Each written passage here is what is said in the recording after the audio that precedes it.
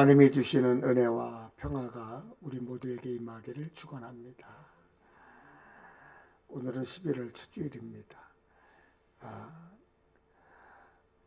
3일 뒤에 11월 8일이 입동인데 서서히 겨울 김장을 준비하는 시간입니다. 김장은 입동 전 혹은 직후에 해야 제맛이 난다 그러죠. 무배추가 잔뜩 쌓여있는 통복시장을 보면서 김장철이 됐구나 라는 생각이 들었습니다. 입동의 날씨가 따뜻하지 않으면 그해 바람이 독하다고 그래요. 올겨울 좀 따뜻했으면 하는 바람입니다. 11월 우리 모두에게 감사와 은혜가 있는 달이 되기를 축복합니다. 아멘. 또한 바라기는 우크라이나와 러시아 전쟁이 1년 넘게 계속 지속되고 있어요. 멈췄으면 좋겠다라는 바람이고요. 또 이스라엘과 하마스의 전쟁이 좀 멈춰져서 무고한 이들이 더 이상 희생되지 않기를 바랍니다. 여러분들도 그들을 위해서 기도하고 또 전쟁이 없어야 돼요. 여러분들이 기도해 주시기를 부탁을 드립니다. 여러분 혹시 주위에 오랫동안 씻지 않고 사는 사람이 있다면 어떨까요? 오랫동안 씻지 않고 사는 사람. 2022년 10월 25일자 영국 일간지 가디언에 실린 기사인데요. 94세로 숨을 거둔 남성의 이야기가 소개되었는데요. 이란 남부 지역에 살던 하지 아저씨라고 불리던 노인이었습니다. 60년을 넘게 한 번을 씻지 않았다고 그래요. 그래서 그 사람이 세상에서 가장 더러운 사람이라고 알려져 있습니다. 이 사람을 만나서 보면 온몸에 숯검댕이를 뒤집어 쓴 듯한 차림새로 벽돌 오두막에서 홀로 지냈다고 그럽니다. 이유가 뭔가 알아봤더니 젊었을 때 입은 마음의 상처 때문에 씻기를 거부한 채 살았다 이렇게 전해지고 있어요.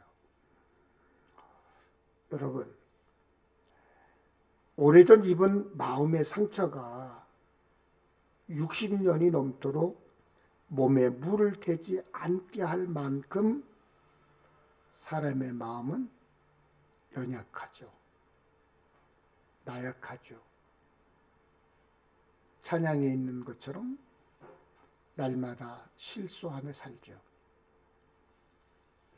그렇게 연약한 마음을 가다듬고 하루하루 겨우 살아가는 것이 우리 인생입니다. 사람마다 환경이나 상황의 정도는 좀 다르겠지만 우리에게도 마음의 상처가 있고 아픈 기억들이 있어요. 젊으면 젊은 대로, 나이 많으면 많은 대로 힘든 일이 있습니다. 마음에 받은 상처가 있습니다. 몸과 마음에 아픈 기억 없이 살아가는 이들은 이 땅에 아무도 없어요. 성경에 소개된 인물들도 읽어보면 그렇게 우리와 별반 다르지 않습니다.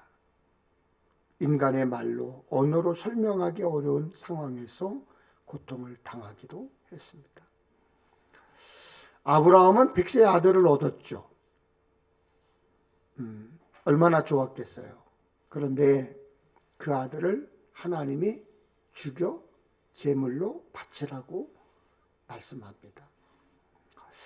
아들에게 칼을 겨누었던 아버지의 마음이 어땠을까? 성경에 소개된 몇 줄을 읽고 그냥 아무 생각 없이 지나칠 것이 아니라 그 마음을 한번 헤아려 보십시오. 아마 미칠 지경일 것 같아요. 모세는 어려서 강제로 부모와 헤어져야 했습니다. 성인이 되어서는 40년간 살았던 애굽 왕궁에서 도망쳐 나와야 했습니다. 미디안 땅에서 도망자의 삶을 살아야 했습니다. 다윗은 섬기던 사울 왕에게 살해 위협을 당했습니다. 그런가 하면 자신을 향해 반기를 든 아들 압살롬을 피해 도망 다녀야 하기도 했습니다. 엘리야는 혼자 우상을 섬기는 왕과 수하의 무리들을 상대해야 했습니다. 다니엘은 느부갓네살과 다리오 왕에게 총애를 받았지만 하나님을 믿는 믿음으로 사자굴에 던져지기도 했습니다. 여러분, 이것은요, 하나님을 믿느냐 안 믿느냐의 문제가 아니었습니다. 하나님께 불순종하면 불순종한 대로, 또 순종하면 순종한 대로, 하나님을 모른다면 모른 대로 성경에 소개된 인물들 대부분은 힘들고 험한 세월을 보냈고 힘든 삶을 살았습니다. 그 중에서도 오늘 우리들이 읽은 본문 야곱은요, 유난히도 그 인생이 어려웠어요. 힘들었어요. 아들 요셉이 애굽의 총리가 되었을 때 야곱과 그의 아들들이 가나안의 흉년을 피해 애굽으로 이주했습니다. 바로 왕은 애굽으로 이주한 야곱과 그의 자녀들에게 거주지를 마련해 주었고 일자리도 챙겨 주었습니다. 총리 요셉은 아버지 야곱과 바로 왕의 만남을 주선했습니다. 그때 바로 왕이 야곱에게 묻습니다. 내 나이가 얼마냐? 다른 성경을 살펴보니까 이렇게 번역되어 있어요. 그대는 나이가 어떻게 되시오? 어른께서는 연세가 어떻게 되시오? 연세가 어떻게 되시오? 라고 묻습니다. 바로왕이 야곱을 하대하는 것처럼 보이지만 고대 간섭에서는 왕이 나이를 물었다는 것은 자신보다 연장자인 상대를 존경한다라고 하는 의미가 담겨져 있습니다. 즉 바로보다 야곱이 영적인 가치가 더 높다는 거예요. 그래서 야곱이 바로를 축복했습니다. 우리도 연세 많으신 분에게 건강해 보이세요? 연세가 얼마나 되시죠? 라고 물을 때가 있잖아요. 그것은 하대하려고 물은 게 아니에요. 무례가 아니라 놀라움과 존경의 의미가 묻어 있는 거예요.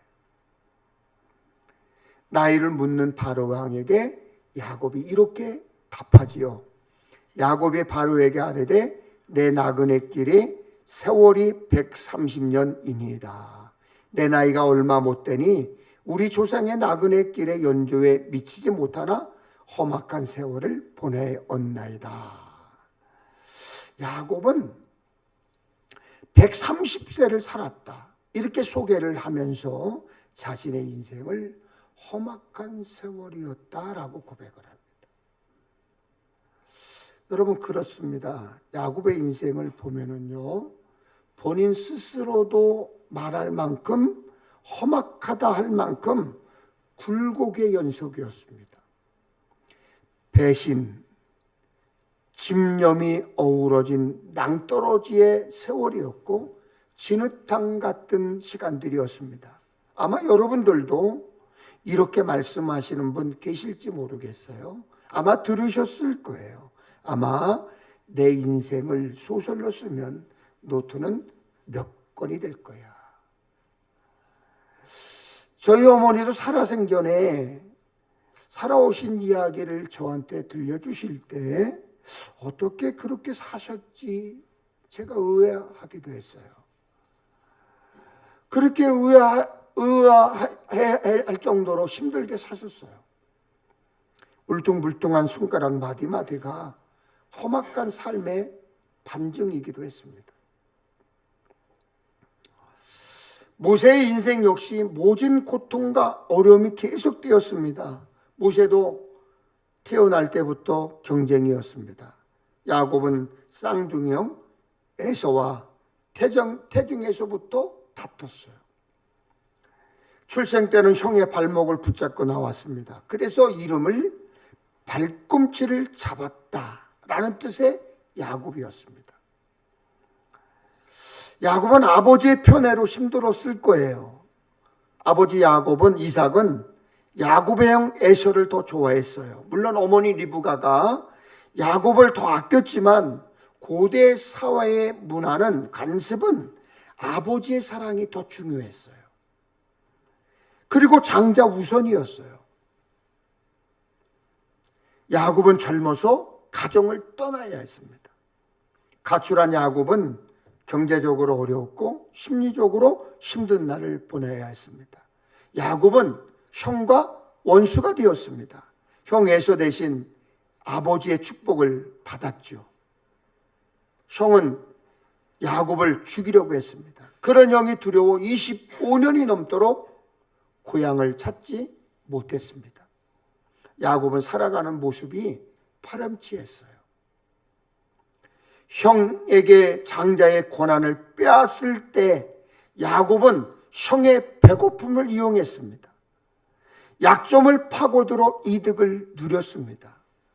외삼촌 라반의 집에서도 좋은 평판을 받지 못했어요. 외삼촌은 야곱이 자신의 재산을 빼돌린다고 말했습니다. 야곱은 결혼도 원만하지 않았어요. 라헬을 사랑했지만 외삼촌의 속임수로 라헬의 언니 레아와 먼저 결혼했습니다. 처음엔 라헬을 얻기 위해 7년을 수고했으나 레아와 첫날 밤을 치렀고 그로부터 7일 후에 원하는 라헬을 얻었지만 그 후에 7년을 더 일하게 했습니다. 원하는 여자를 위해 얻기 위해 14년간 외삼촌 라반의 일꾼으로 살았습니다. 야곱은 아내와 자녀들의 갈등이 심했습니다. 레아와 라헬, 레아의 몸종이 실베와 라헬의 몸종 비라까지 4명의 아내를 두었습니다. 4명의 아내와 그들 사이에서 태어난 베데른 자녀들이 여러분 사이가 좋았겠어요? 누가 사랑을 더 받느냐라는 문제로 많은 다툼이 있었을 거예요. 야곱은 자녀들에게 속임을 당했습니다. 야곱 자신이 아버지를 속여서 복을 받았죠. 야곱도 똑같이 자녀들에게 속임을 당합니다. 사랑하는 아들 요셉이 상인들에게 팔려갔지만 그 사실을 전혀 모른 채 오랜 시간 그가 죽은 줄 알고 지내야 했습니다. 야곱의 딸 디나가 성폭행을 당했습니다. 야곱의 딸 디나는 히위 족속 하몰의 아들 세겜에게서 성폭행을 당했습니다. 그로 인해 전쟁까지 벌일 정도로 야곱의 가정에 큰 사고였습니다. 야곱이 큰 상처 부상을 입었습니다. 분이엘에서 천사와 싸우던 야곱은 허벅지 관절에 있는 둔부의 심줄을 다쳤습니다. 물론 천사와 축복의 문제로 괴로웠지만 부상은 사는데 엄청나게 힘들었을 거예요. 요즘 의학이 발달했어도요, 고관절 부상은 회복이 꽤 오래 걸립니다.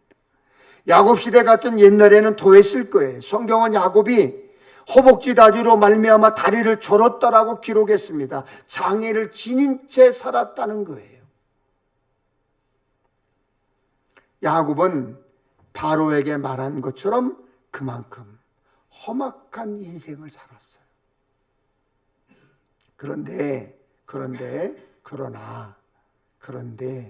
그러나 우리가 깨달아야 할 놀라운 반전이 있어요. 여러분 성경을 읽으면서 눈치채셨나요? 혹 아시고 계신가요? 놀라운 반전이 있어요. 성경 어디에도 험악한 인생을 살았던 야곱을 불쌍하다, 안 됐다, 안타깝다라고 기록하고 있지 않다는 거예요. 여러분 놀랍지 않나요? 우리가 그 많은 사실들을 뒤돌아봤을 때 야곱은 불쌍한 사람이고요, 안 된 사람이고요, 안타까운 사람이어야 맞습니다. 그러나 성경 어디에도 야곱이 불쌍하다, 안 됐다, 안타깝다라고 기록되어 있지 않습니다. 험악한 세월, 단지 고생했다는 뜻이 아니에요. 내 뜻이 아닌 아브라함과 이삭의 하나님의 뜻에 의해 산 인생이라고 하는 의미입니다. 여러분, 우리 인생이 내 뜻대로 된다면 그것처럼 편안한 인생이 어디 있겠어요? 내 생각대로, 내가 계획한 대로 모든 것이 되어진다면 그것처럼 편안한 인생이 어디 있겠어요? 인생이 힘든 것은, 여러분, 우리의 삶이 힘든 것은 내 뜻이 아닌 하나님의 뜻과 섭리로 되기 때문에 힘든 거예요. 그것이 험악한 인생입니다. 그런데 그 험악한 인생이 우리로 하여금 하나님을 알게 하고 하나님을 믿게 하고 세상을 제대로 보게 한다는 것입니다. 그렇다면 그 험악한 인생이 오히려 하나님의 은혜가 아니겠어요, 여러분? 이것이 인생을 바라보는 야곱의 새로운 시각이었습니다. 그 인생이 바로의 존재나 위치나 힘을 초월하여 축복으로 변한 것입니다. 여러분, 모든 것을 다 가졌다 해도 하나님을 알지 못한다면 그 인생 저주로 끝나는 거예요. 출애굽기 말씀입니다. 출애굽기 2장 24절에 하나님이 그들의 고통 소리를 들으시고 하나님이 아브라함과 이삭과 야곱에게 세운 그 언약을 기억하사 애굽의 지배에서 고통당하는 이스라엘 백성들의 고통 소리를 하나님이 들으셨답니다. 하나님이 들으셨대요. 그러면서 아브라함, 이삭, 야곱에게 하셨던 약속, 그 자녀들이 큰 민족을 이루고 번성하리라는 약속을 하나님이 기억하고 계시다는 거예요. 또 하나님은 모세에게 이렇게 자신을 소개하셨습니다. 같이 한번 읽을까요? 시작. 나는 네 조상의 하나님이니 아브라함의 하나님, 이삭의 하나님, 야곱의 하나님이니라. 야곱이 험악한 세월을 보낸 것은 맞아요. 맞습니다. 그렇지만 여전히 하나님은 야곱과 함께 하셨습니다. 힘들고 어려운 삶을 사는 것 어렵지요.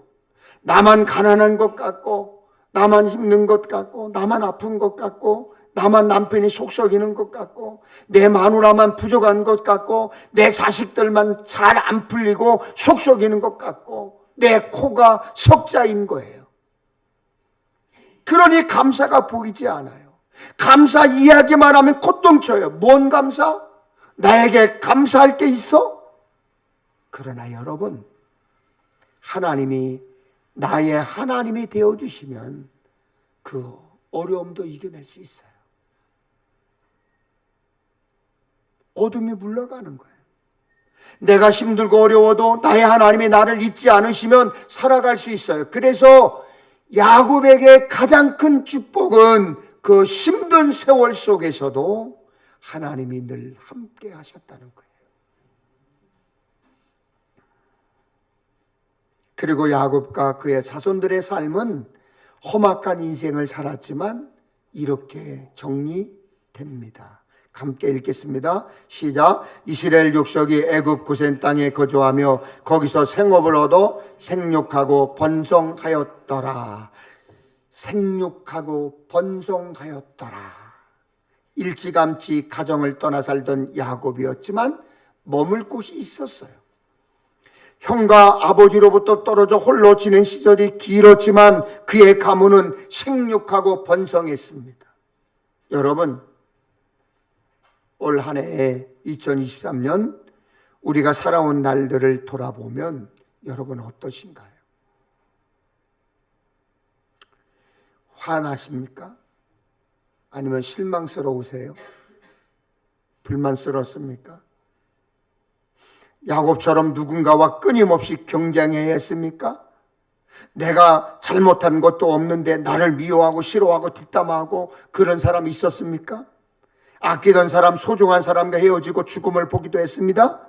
오해 때문에 서로 다른 생각 때문에 관계가 틀어지고 가족들 간에 갈등이 있었습니까? 열심히 예배 생활 잘하고 헌금 생활 잘하고 봉사 열심히 했는데 왜 하필이면 내가 아프지? 그러십니까? 뒤돌아보면 참 사건 사고 많았고 힘들기도 했습니다. 건강이 좋지 않아 고생스럽기도 했습니다. 문제가 하나 해결되면 또 다른 문제가 터지기도 했습니다. 야곱이 험악한 세월을 살며 경험했던 아픔이 크고 작고의 차이는 있었지만 사실 우리 삶에도 다 있었습니다. 그런데 이런 험악한 세월을 산 사람일수록 자주 실수하는 것이 있어요.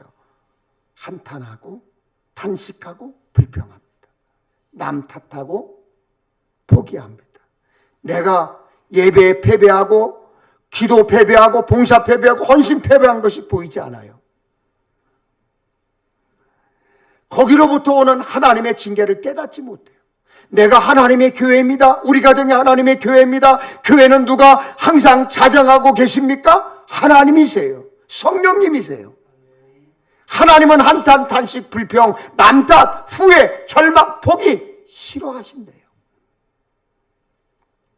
여러분, 믿음을 가진 우리는 한탄할 만한 상황에서도 소망을 바라야 합니다. 탄식할 상황을 만나도 기도해야 합니다. 불쌍하기 전에, 불평하기 전에 감사의 조건을 찾아야 합니다. 교회인 내 안에 모든 것을 다 이루게 하시는 좌정하신 성령님이 계시기 때문입니다. 요즘 어떤 정치인이 한국 망했습니다 그러는데요, 여러분 그러지 마세요. 여러분 한국 잘 사는 거예요. 옛날에 비해 얼마나 잘 사는지 여러분 아시잖아요. 전국 한우협회에서 통계 자료를 발표했는데요, 올해 1인당 육류 소비량이 56.5kg래요. 1인당 쌀 소비량이 53.1kg래요. 근데 쌀 소비량보다 한우를 먹는 게 더 추월했어요. 통계에 따르면 1970년 이래 육류 소비량이 10배 증가했는데 쌀 소비량은 절반 이상 60%가량이 감소했어요. 한국인의 주식이 쌀에서 고기로 바꾸고 있는 셈입니다. 제가 어렸을 때요, 고기는 생일날이나 제삿날만 먹는 줄 알았어요. 고기 먹기 힘든 시절이 있었습니다. 흰쌀밥 구경하기도 어려운 때가 있었습니다. 그런데 지금은 쌀보다 고기가 흔합니다. 쌀이 남아서 걱정이랍니다. 오히려 고기 덜 먹고 쌀 덜 먹자고 그래요. 살찐다고, 다이어트 하자고 그래요. 이 정도로 살면 감사가 넘쳐야 되지 않겠습니까? 그런데 그렇지 않습니다. 풍요롭긴 한데 만족이 없어요. 잘 살긴 한데 감사가 없어요. 풍요롭긴 한데 삶이 힘들기는 지금이 더한 것 같습니다. 삶이 팍팍해요. 감사는 풍요에서 비롯되지 않는다는 증거예요. 넉넉해진다고 모두 감사하고 사는 게 아니에요. 탄식과 불평도 빈곤하기 때문에, 부족하기 때문에 하는 게 아닙니다. 야곱이 그랬듯이 하나님의 약속을 믿으며 살면 감사할 수 있습니다. 하나님이 나의 하나님이심을, 내 편이심을 믿는다면 힘들고 어려워도 감사할 수 있는 것입니다. 예수 믿고 구원받은 우리는 다윗처럼 주는 나의 아버지시요 나의 하나님이시요 나의 구원의 바위이시라 찬양하며 사셔야 돼요. 이것이 그리스도인의 힘입니다. 성도의 능력입니다. 이것이 하나님의 말씀을 가진 성도들의 힘입니다. 옛날 방식으로 전통 가마에서 토기를 구워 만드는 장인이 가마 온도를 1000도 이하와 1000도 1200도 이상 세 가지로 달리해서 토기를 구웠습니다. 같은 흙으로 빚은 토기들인데요, 다른 온도에서 구했더니 전혀 다른 토기가 되었습니다. 색깔도 소리도 달랐어요. 낮은 온도에서 구운 톡일수록 약해서 부딪히면 쉽게 깨졌습니다. 그러면 높은 온도에서 구우면 좋으냐? 그렇지도 않았습니다. 톡에 음식을 담아 끓이기 시작하자 높은 온도에서 구워진 톡이들은 다 깨져버렸습니다. 음식을 요리하고 가열하는 데는 낮은 온도에서 구워진 약한 토기가 더 유용했습니다. 여러분, 우리도 그렇습니다. 강할 때보다 약할 때 하나님을 더 찾게 됩니다. 아멘.